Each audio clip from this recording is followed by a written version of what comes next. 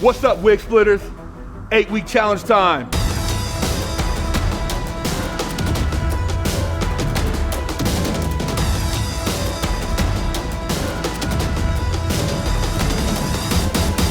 Starting January 1st to February 26th, we're gonna reward the best transformations, men or women. You're gonna get rewarded. 5 G's first place, second place 1,500. Then we're gonna do 5 runner-ups for some yard time.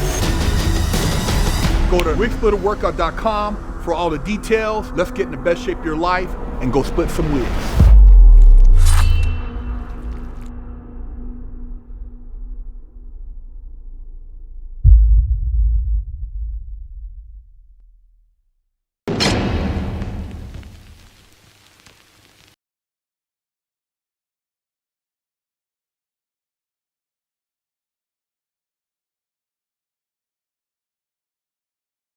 What's up, everybody? Big Herc, fresh out.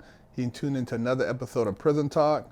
I'm here with Ishmael Soto, and he actually has been through the system and rolled with the others. And people say, others, you guys ask us questions. Well, firsthand, I'm gonna let him kind of, explain how that whole political situation works in prison. So California State Prison broke up in 4 cars. Everything is a car, right?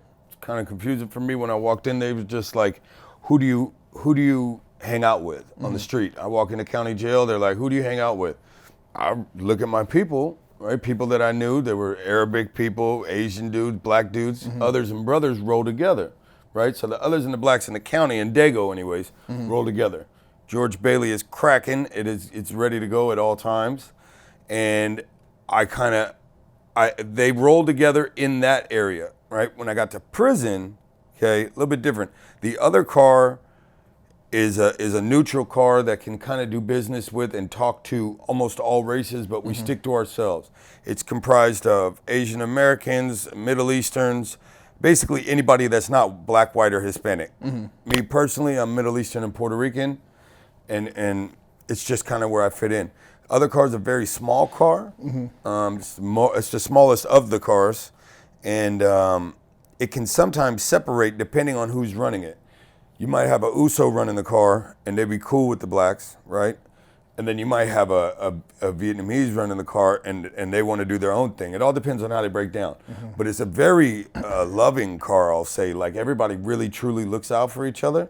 It's nothing like I saw with the Bloods and the Crips separated and the hostility on some of them with their own people, or even with the way the Mexicans were, or the Paisas, or whoever, All cutthroat and shit going on, the Paisanos were cool with us, right? And they were the other car that seemed really, really, the Mexican nationals they call them Paisanos. They were very cool with us. I like talking to them. I learned some Spanish and we'd chop it up, whatever. You're still not gonna eat with them. You're still not gonna play games. You might say what's up in your cell block or whatever. But it's a lot different. Most places I was in Donovan. Shout out to Baby, he had the keys there. Chino, in Jamestown. Big E had the keys there. That was a Samoan. The other cars, usually 15 to 20 thick, but we roll just like any other car. We're gonna hit that yard together. Everybody's gonna get up. We're not gonna have nobody laying around being a dirtbag. We're still on point and we're still ready at all times because it can still go off. All it takes is one bad look, one bad transaction. I mean, I've seen 18 riots in my tenure. 18 of them, bro, and we were in a few. Now, in your opinion, and I always tell people as far as how to avoid like the bullshit, the drama. You're not gossiping, you're not, getting gambling, you're not, messing with the drugs, you're not involved in the bullshit. I spent a lot of time in a law library studying, working out.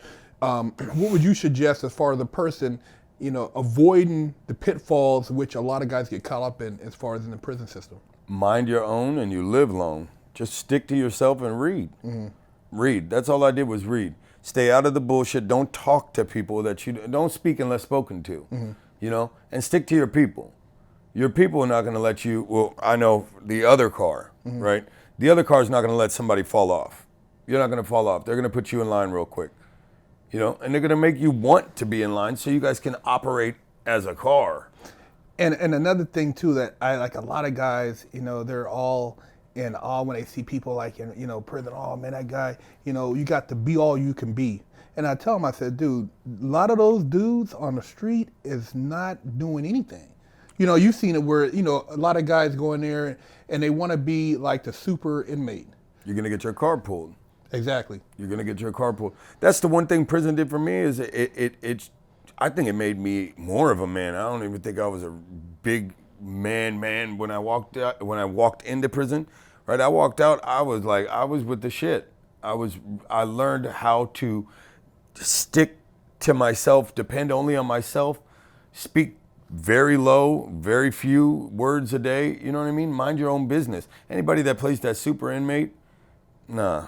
Well, one of the other things too that I want to touch on is that some of the most solid people I've encountered are guys I did time with. My cellmate was a Mexican dude from up north, and we still are like brothers to this day on the street.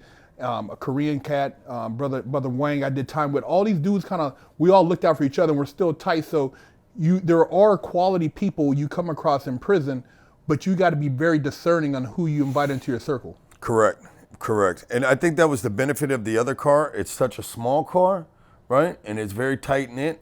I think some of the other cars, I mean, I'm just speaking on it from outside looking in, it's so large, I think they spend most of their time trying to clean it up and worried about who's saying what and doing what. Whereas the other car, I liked it. I mean, I enjoyed having the small family style feel, There was 20, 30 of us on the yard of Jamestown. Big E held it tight. We ran around and I mean, we held it tight. Did you have somebody in there that mentored you as far as on the business aspect? Because you mentioned in another conversation about putting together your journals, your notes, and business plans. Were there somebody who kind of laced you up? Because I know I had some OGs in there that were really smart, like real estate, stocks, publishing books. A lot of guys were in there writing movie scripts. There's a lot of sharp dudes in there. Yeah, there's a dude in Jamestown. His name is Malik Antron Perkins. I think he gets out next year.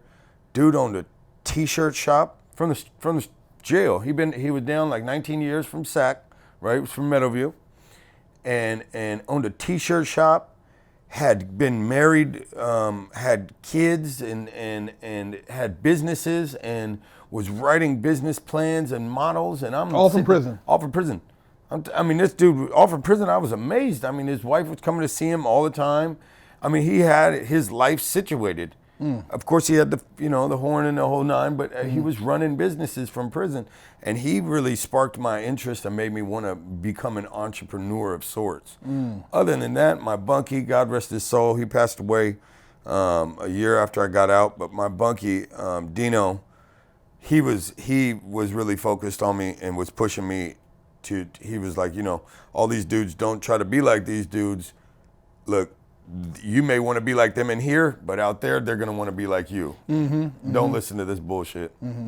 I've seen a lot of people in there. I've seen some very smart people, and the worst shit is I feel like they were all wasting their life by playing that, trying to fit in. I'm a gangster. I'm a hood, bro. I'm this. I'm that. Okay, bro, but where the money at? That's fine and dandy till you got to read a paragraph out loud. Yeah, yeah. You know what I mean?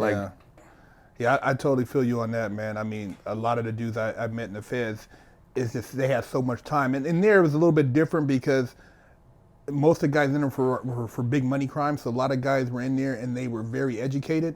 But I could see how, people can kind of get caught up in that whole, big Jimbo or big so-and-so, big Tito. All that crap don't mean anything. The loudest man in the room is the weakest one in the room. Yeah. And at the end of the day, if you just focus on your goals and not focus on anything that's around you, you'll be all right. Yeah. When you get out, you have to make that plan. You have to stay humble. Yeah. And you have to execute at all means, by any means necessary.